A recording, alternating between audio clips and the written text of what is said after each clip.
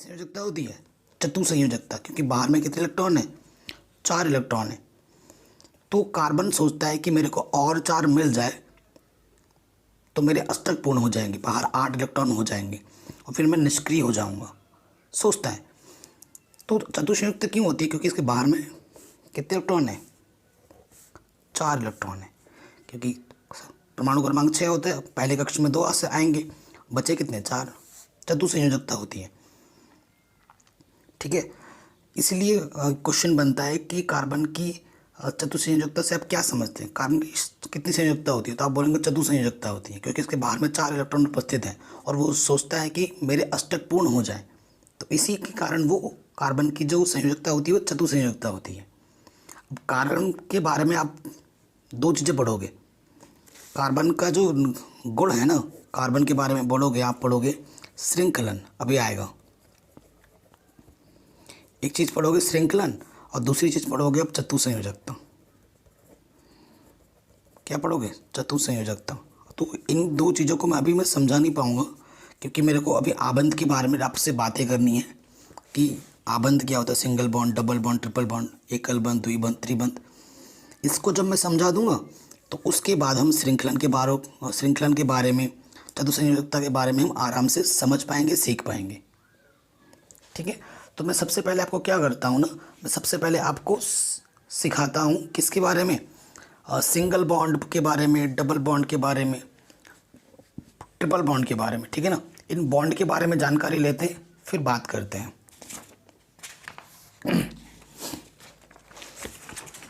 ठीक, अब आ जाते हैं एकल बंध कि भैया एकल बंध कैसे बनेगा, कब बनेगा। क्योंकि जानकारी देखो, चैप्टर को समझ गए ना आप, क्वेश्चन आंसर को रटना नहीं है। एक बार कॉन्सेप्ट आप समझ गए ना, क्वेश्चन आंसर को रटना भी नहीं पड़ेगा, आप आराम से लिख सकते हो। एकल बंध का मतलब सिंगल बॉन्ड, और थोड़ा बहुत अंग्रेजी याद रखो अभी से, फ्यूचर में फ़ायदा ही होगा, नुकसान नहीं होगा। सिंगल बॉन्ड, अब सिंगल बॉन्ड क्या होता है, जैसे मैं देखो हीलियम लिख दिया मैंने, या H2 लिख दिया मैंने, H2, ठीक है। H2 ही क्यों लिखा, ठीक है। H2 का मतलब क्या हुआ, हाइड्रोजन के 2 अणु, हाइड्रोजन के कितने अणु, 2 अणु, ठीक है। और आपको पता है हाइड्रोजन को दिखाते हम H से, और इसका परमाणु क्रमांक 1 होता है, परमाणु क्रमांक को यहाँ लिखा जाता है। अगर नॉर्मल ऐसा दे रखा है कि H2 दिया हुआ है आपको, H2 अणु है ये, ठीक है। इसका बनाना है आपको क्या, आबंध के बारे में जानकारी चाहिए। तो H2 का मतलब होता है 2 हाइड्रोजन, और एक ही है तो एक ही आएगा। अधिकतम 2 हो सकते हैं प्रथम कक्ष में, तो इसके पास तो एक ही है, तो एक ही आएगा। H2 है ये, इसके पास भी एक H2 है, एक H, ये H, एक ही कक्षक है इसके पास, तो एक ही कक्षक में एक ही अणु है। मैंने क्या बोला था, हाइड्रोजन सोचता है कि मैं कैसे हीलियम बन जाऊं ताकि मैं अक्रिय हो जाऊं। तो देखो इसके पास एक है, तो ये क्या करेगा, भाई मेरे को ना एक दे दो आप। वो क्या, आगे के टाइम में क्या होता था कि थोड़ा सा आटा हमारे घर में कम पड़ जाता था, तो हम दूसरे से भैया 1 कटोरी आटा दे दो, तो हम ले लेते थे, उससे हम खाना बना लेते थे। फिर जब हमारे पास आता था, फिर वो उनको 1 कटोरी खाना और 1 कटोरी आटा हम लौटा देते थे। तो हाइड्रोजन क्या बोलता है, इसके पास आता है, बोलता है कि एक काम करते हैं, हम आपस में ना साझेदारी करते हैं। क्या करते हैं, साझेदारी, लेन देन करते हैं, आप भी मेरे को 1 दो, मैं भी आपको 1 दूंगा, ठीक है। ये बोलता है, यानी कि हाइड्रोजन इसके पास है एक, ये इससे ले रहा है और इसको ये दे भी रहा है। तो इसके पास 1 है, ये लिया इसने, 2 हो गए। इसके पास भी 1 है, इसने लिया, इसके भी 2 हो गए। तो इसके भी 2 पूर्ण हो गए, इसके भी 2 पूर्ण हो गए। कितने कितने इलेक्ट्रॉनों की साझेदारी हुई, 1-1 की साझेदारी हुई।